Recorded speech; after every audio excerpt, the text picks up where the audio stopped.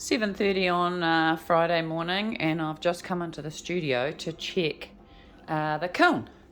So I put the kiln on last night at yesterday afternoon. This is Chrissy, one of my trusty little kilns.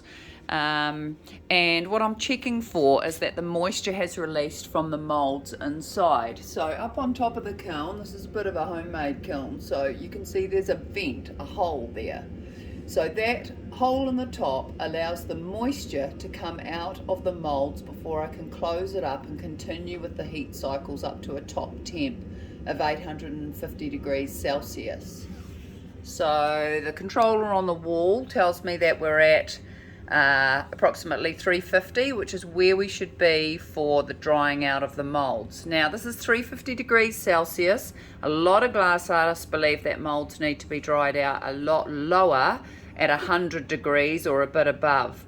I do believe that too, but I have been doing this for years, and these smaller moulds can dry out at 350, and it just pushes the work along a little bit faster for me, and I prefer to be a bit more conservative at the annealing end of the cycle.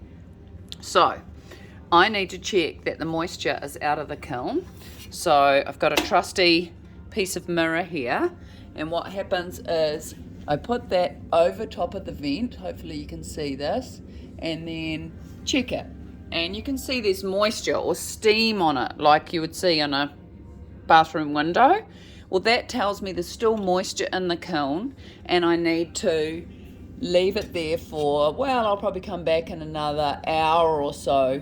I get used to seeing how much steam is on there. Within an hour, I think that'll be done, and then that tells me that I'm ready to move on to program 2 and set the kiln ramping up to 850 at top temp. Okay, then for this particular firing, it's going to take at least another week to come back down to room temp, and I can take the moulds out. So that in a nutshell is how I check for moisture inside the kiln. Now it's back to all this interesting work for the rest of the day, and it's Friday, so a nice clean up by the end of the week would be good.